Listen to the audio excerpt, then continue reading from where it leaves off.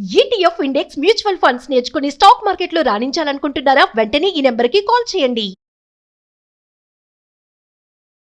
నమస్తే రమగారు. నమస్తే జయ. ఏదైనా మంచి స్టోరీ చెప్పండి రమగారు. 2 భాగాలు కథ చెప్దామా?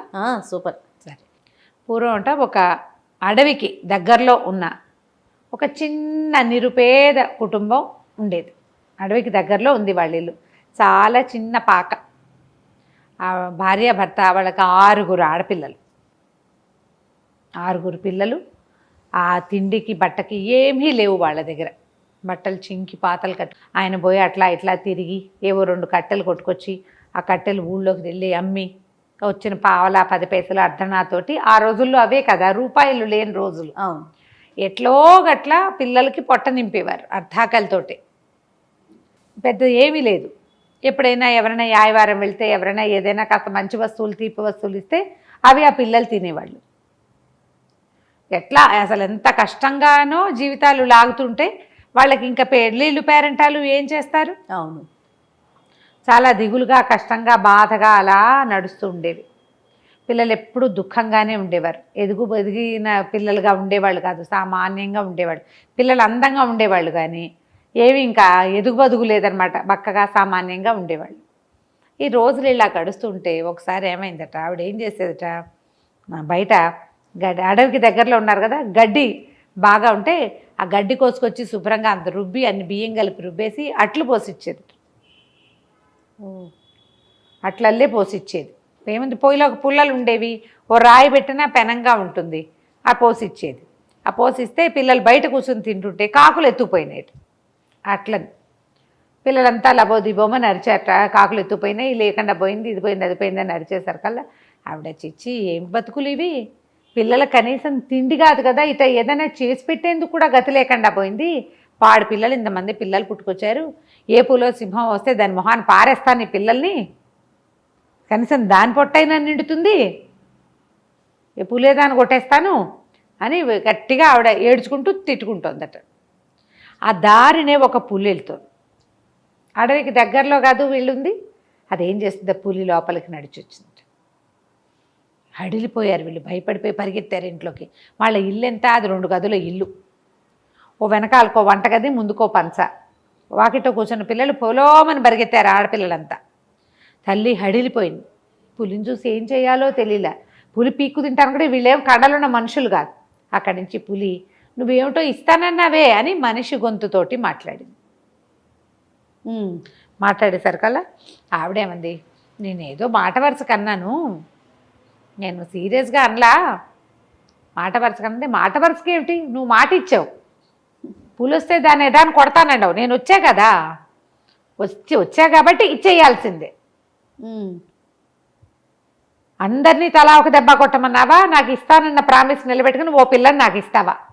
అయ్యో అనేసరికి ఇవిడ బిక్క చచ్చిపోయింది పాపం బ్రాహ్మణ ఆవిడ. సరే ఏమంది, పిల్లలందరికీ తలా ఒక దెబ్బ తగిలితే అందు బదులు ఓ పిల్లని వదిలేస్తే కనీసం ఒక 2 అట్లయినా మిగులుతాయి. ఏదో పిల్లని తీసుకెళ్ళి బాబాబు మిగిలిన పిల్లల్ని ఏం చేయబాక, వీళ్ళకి వైద్యాలు గిజ్జాలు నేను చేయించుకోలేను అనేసరికి సరే ఆ పిల్లలందరూ చూసింది పులి. ఆ పిల్లల్లో ఆఖరి పిల్ల సన్నగా రేవటలే 14 ఏళ్ళది, ముక్కు మొహం ముచ్చటగా బాగుంటాయి, సన్నపిల్ల. సరే ఈ చిన్నపిల్లని ఇవ్వమని అనేసరికల్లా అందరూ ఏడ్చారు. అయ్యో అయ్యో చిన్నపిల్లని ఇచ్చేస్తావా ఇచ్చేస్తావా ఇచ్చేస్తావా అని ఏడ్చారు. ఆ చిన్నపిల్లకు కూడా విసుగు పుట్టింది. ఇందాక పాపం అట్లు తింటుంటే కాకెత్తుపోయింది అట్లని. పోన్లేమ్మా ఇచ్చేసేయి, ఆ పులితో వెళ్ళిపోతాలి, తినేస్తే తినేసిందిలే అని అనేసరికి పులి అంది, నేనేం తినేను, పెళ్లి చేసుకుంటా, తిన్ను, నాకు పెళ్ళం కావాలి, మాకు బోళ్ళంత పనులున్నాయి అక్కడ ఇంటి దగ్గర, మా ఇంటి దగ్గర పనులన్నీ చేసి పెట్టేందుకు ఒక పిల్ల కావాలి, నీ అంతటి నువ్వే కదా ఇస్తానన్నావు, నేనేమైనా వచ్చానా మీ ఇంటికి? అదే కదా, నువ్వే ఇస్తానన్నావు కాదు మరి, అందుకని ఇచ్చేసేయి, పిల్లని పెళ్లి చేసుకుంటానంటే పులి పిల్లని పెళ్లి చేసుకోవటం ఏమిటో అర్థమై చావదు పెళ్ళికి. సరే వెళ్ళిపోతాం, వెళ్దాం పద వెళ్ళిపోదాం, మన ఇంటికి వెళ్ళి అక్కడ ఇంటికి వెళ్ళాక పెళ్లి చేసుకుందాం. పిల్ల ఏడ్చుకుంటూ బయలుదేరింది. వీళ్ళంతా కూడా ఏడుస్తూ సాగనంపారు. ఏం చేస్తారు, సరే పెళ్లి చేసుకుంటానంటోంది, తినేదు చంపేదు, పోనీళ్ళు అంతవరకు. పైగా పులి ఏం చెప్పిందంటే, నువ్వేం బెంగపెట్టుకోవద్దు, మీ ఇంటి దగ్గర అంటే తిండి తిప్పలు లేవు, మా ఇంటికి వెళ్ళే దారంతా పళ్ళే, హాయిగా మీ పిల్ల పళ్ళు తింటుంది, కావాల్సింది వండుకుని తింటుంది, అన్నీ ఉన్నాయి మా ఇంట్లో. పులి ఇంట్లో ఏముంటాయి? వీళ్ళు అదేదో చెప్తోంది, సరేనని పంపించారు. సరే పులి ఏం చేసింది, ఆ పిల్లని వెంబడి పెట్టుకుని నడవటం మొదలుపెట్టింది. మధ్యదారిలో ఎన్ని పళ్ళ చెట్లో కనిపించాయి. పులి చెప్పింది, ఆ చెట్టు ఎక్కి ఆ పళ్ళు కోసుకుని తిను, నీకు ఆకలిస్తుంటే. అంటే పిల్లకి ఆకలి ఎందుకేదు, పాపం అట్లు పోస్తే కాకులు తినేసినాయి. మెల్లిగా ఆ చెట్టు ఈ చెట్టు ఎక్కి 4 పళ్ళు తుంపుకుని తిన్నది. భయం పోయింది. పులి మీద ముట్టుకుంటే అదేమంటలా. దాని పక్కనే నడుచుకుంటూ వెళ్తే వెళ్ళగా వెళ్ళగా వెళ్ళగా అసలు ఎట్లాంటి అడవి అంటే, ఆ లోపలికి వెళ్తుంటే వీళ్ళకి తమ ఇంటి చుట్టుపక్కల ఉన్న అడవే తెలుసు. నాన్న పుల్లలు ఏరుకొస్తాడు ఆ మాత్రమే తెలుసు. ఇది ఇంకా డీప్ ఫారెస్ట్లోకి తీసుకెళ్ళిపోయింది. ఎట్లా ఉన్నాయంటే దానిమ్మ పళ్ళు ఇట్లా పగిలి, పళ్ళు ఓపెన్గా కోసుకుని తిన్నన్ని దానిమ్మ పళ్ళు. కొన్ని చోట్ల కెంపుల కాయలు కాసినాయి, కెంపులు అందులోంచి రాలి పడుతూ. ఇక అసలు ఎంత బాగున్నాయో, బ్రహ్మాండమైన తోటల్లే ఉంది అది. చూడ్డానికి 2 కళ్ళు చాలటాలు. అన్నీ చెట్లు, పొదలు, ఘుమఘుమలాడుతూ వాసనలు, వాటి నిండా పిట్టలు, అక్కడక్కడ ఎగురుతూ లేళ్ళు. ఈ పిల్లకి అర్థంగా ఏమిటి లేళ్ళు దుప్పులు ఉన్నాయి, ఇది పులిమొహాన్ని తినేదు వాటన్నిటినీ. కుందేళ్ళు కూడా కనపడుతున్నాయి. పులి తినకుండా ఎలా ఉందో ఈ పిల్లకి అర్థం కాదు. సరే వెళ్ళగా వెళ్ళగా ఆ పెద్ద పురాతనంగా ఉన్నాయి తోటలాగా ఉన్న దాని లోపల బ్రహ్మాండమైన భవనం ఒకటి ఉంది. ఆ భవనంలోకి వెళ్ళేసరికల్లా ఎన్ని సామాన్లు దాని నిండా. భవనం ఏంటి, పులికి ఎందుకు ఉంటుంది? పిల్లకి అంత ఊహన్న పిల్ల కాదు, కానీ దాని 14 ఏళ్ల పిల్లకి ఆ మాత్రం తెలుస్తుంది కదా. ఇంటి నిండా సామాన్లు, సోఫాలు, కుర్చీలు. పిట్ట పురుగు మనిషి అన్నవాడు లేడు, కానీ శుభ్రంగా ఉంది. లోపలికి వెళ్ళింది. వంట ఇంట్లో ఎన్ని భక్ష్యాలు ఉన్నాయో. సరే సామాన్లు ఉన్నాయి, అన్నం వండుకుని తిను అని చెప్పి అన్నం వండుకుని తినేసింది. దారిలో తిన్న పళ్ళు దారిలోనే అరిగిపోయినాయి. దానికి బ్రహ్మాండంగా ఆకలిస్తోంది. కాస్త అన్నం పొయ్యి వెలిగించుకుని, పొయ్యి వెలిగించే సామాన్లు అన్నీ కనపడుతున్నాయి. అన్నం వండుకుని తిన్నది సుష్టుగా. అక్కడి నుంచి పోయి పడుకుంటావా అని అడిగితే పడుకుంటాను.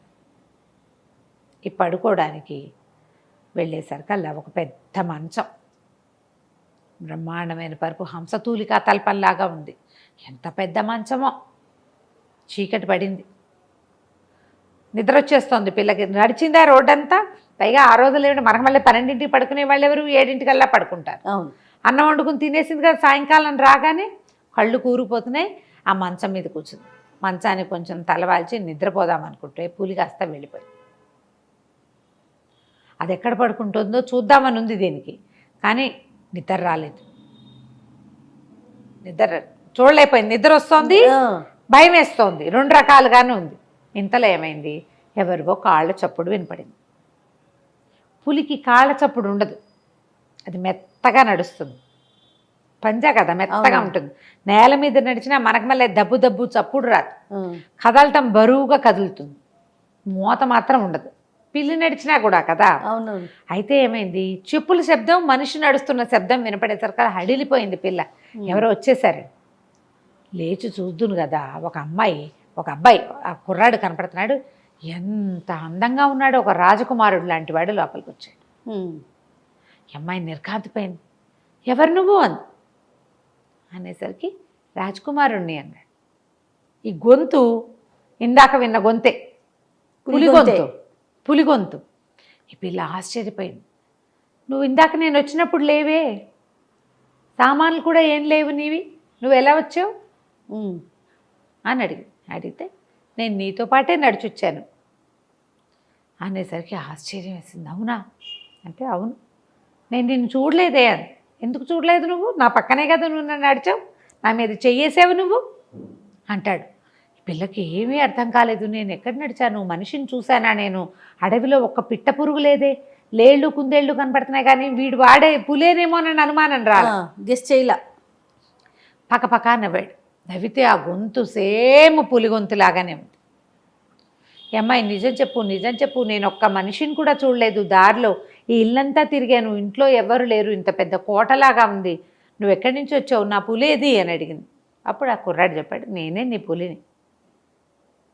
పగలల్లా పులిగా ఉండి రాత్రిపూట మనిషిగా మారిపోతాను నేను అని చెప్పి ఆ అమ్మాయి వంట చేసింది కదా, ఇద్దరికి వంట చెయ్యి అని చెప్పింది పులి. ఓహో. పిల్ల ఎక్కువే వండింది అన్నం. పోయి అక్కడ కూర్చుని అన్నం పెట్టు నాకు అని అన్నం పెట్టించుకుని తిన్నాడు.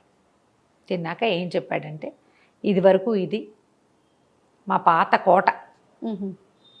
నేను ఒక రాజకుమారుణ్ణి, మా అమ్మ నాన్న ఉండేవారు. అయితే మా అమ్మ నాన్న ఉండగానే మేము ఈ అడవిలోకి ఈ మా పురాతన కోటను చూడడానికి వస్తూ ఉండేవాళ్ళం. ఇక్కడ ఒక మహర్షి తపస్సు చేసుకునేవాడు. మా అమ్మ నేను కొంచెం పెద్దవాళ్ళు అయ్యాక చనిపోయింది. నా తండ్రి కూడా కొంచెం అనారోగ్యంగానే ఉన్నాడు. కానీ మేము ఒకసారి ఇక్కడికి వచ్చినప్పుడు ఒక ముని తపస్సు చేసుకుంటున్న మునిని చూసి నేను ఆయన ఎంతసేపటికి కళ్ళు తెరవలేదని బెదిరించాను బాగా.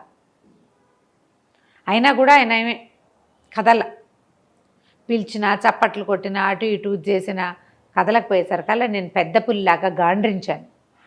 ఆ గాండ్రింపుకి ఆయనకి మెలకు వచ్చింది. మా తపస్సుల నుంచి బయటకు వచ్చి, మనిషివి ఇతరులు తపస్సు చేసుకుంటూ ఉంటే ఇట్లా చేస్తావా? రాజకుమారుడివి, ఋషుల తపస్సుని నువ్వు కదా కాపాడాలి. రాజన్నవాడు ఋషిని మునిని బ్రాహ్మణుని కాపాడాలి. నువ్వు ఒక తపస్సు చేసుకుంటున్న వాడిని చూసి బెదిరించి ఇంత పిచ్చి వేషాలు వేశావు. నువ్వు పులి రూపంతో నన్ను బెదిరించాలనుకున్నావు, పులి కంఠంతో పులిగా మారిపోమని శపించాడు. ఓహో. మా నాన్న పరిపరి విధాలుగా ప్రార్థించినా ఆయన కరగకపోయేసరికి ఇక ఏం చేస్తాను, నేను పులైపోయాను. పులైపోయితే ఇక మా నాన్న విపరీతంగా ఏడ్చాడు, దుఃఖించాడు. నన్ను తీసుకుని వెళ్ళలేకపోయాడు వెనక్కి. నన్ను వెనక్కి తీసుకెళ్ళలేకపోయాడు. ఎట్లా ఈ పులిగా ఉన్నవాడిని ఎట్లా తీసుకెళ్తాడు? జనావాసలోకి తీసుకెళ్ళలేదు. అయితే ఊరికి వెళ్ళిపోయి మా రాజగురువు వాళ్ళందరితోటి కొంత మాట్లాడుకొని ఏం చేయాలి అంటే, ఈ ఋషినే మళ్ళీ ప్రార్థించమంటే మా నాన్నే కొంతకాలం ఇక్కడ నన్ను పక్కన పెట్టుకుని తపస్సు చేశాడు. చేస్తే ఆయన ఏమన్నాడంటే, సరే ఒక వెసులుబాటు ఇస్తా, పగలు పులిగా ఉంటాడు, రాత్రి మనిషిగా మారతాడు. అదైనా ఎట్లా కుదురుతుంది రాజకుమారుడికి? శాప విమోచనం ఇవ్వమని నేను ఆహారం మానేసి ఆయన్ని చాలా బతిమలాడాను. అప్పుడు ఆయన నాకు ఒక సలహా చెప్పాడు. ఒక విషయం. ఇంకా అడవిలోకి లోపలికి ఎక్కడికో వెళ్తే వింధ్యాటవిలో ఒక పెద్ద అమ్మవారి దేవాలయం ఉంది. ఆ అమ్మవారి దేవాలయంలో అమ్మవారికి కూర్చున్న విగ్రహం అది. ఆ పాదాలకి కడియాలు ఉంటాయి. ఆ కడియాల వెనకాల, కడియాల కింద, కనపడే కడియాల కింద 48 రోజులు పూజ చేసిన వాడికి ఒక సన్నటి సహజ కడియం కనపడుతుంది. ఎవడైతే 48 రోజులు క్రమం తప్పకుండా పూజ చేస్తాడో అక్కడే కూర్చొని వాడికి మాత్రమే కనిపిస్తుంది. అది అమ్మవారి సహజ కడియం, ఆమె శరీరం మీదది. అది విగ్రహం, సొంత కడియం అక్కడ పెట్టింది. అది 48 రోజులు పూజ చేసిన వాడికే కనపడుతుంది. ఆ కడియాలు తీసుకుని నీ భార్య కాళ్ళకి గనక పెడితే నీకు ఈ శాప విమోచనం జరుగుతుంది అని చెప్పాడు. ఇప్పుడు భార్య ఎక్కడి నుంచి వస్తుంది? భార్యతో సహా వెళ్ళి పూజ చేయాలి, భార్యకి పెట్టాలి ఆ కడియాలు. నేనేమో పులిని. అందుకని తర్వాత కాలక్రమంలో మా నాన్నగారు మరణించారు. నేను ఇక మా రాజ్యాన్ని వదిలిపెట్టేశాను. ఈ పాత కోటలోనే ఉంటున్నాను. ఇక్కడికి ఎవ్వరూ రారు. రాత్రిళ్ళు నేను మనిషిగా మారంగానే కోటంతా శుభ్రం చేసుకుంటాను.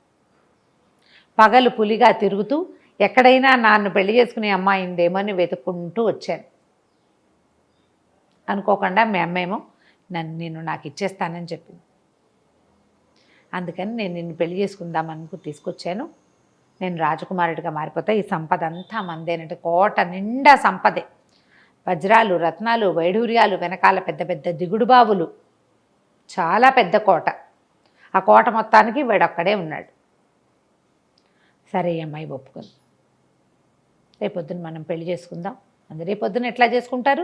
తెల్లవారేసరికి పులైపోతారు. సరే 2-3 రోజులాగి పెళ్లి చేసుకుని అప్పుడు మనం ఆ అమ్మవారి దేవాలయం వెతకడానికి వెళ్దాం అనుకున్నారు. పెళ్లి చేసుకున్నారు, కలిసి ఉండేవారు. మెల్లిగా బయలుదేరారు. పగలల్లా పులిగా, రాత్రిపూట రాకుమారుడిగా మారుతూ ఒక్కో ఊరు దాటుకుంటూ ఆ ప్రత్యేకమైన ఆ అమ్మవారి దేవాలయం కోసం వెళ్ళటం మొదలుపెట్టారు.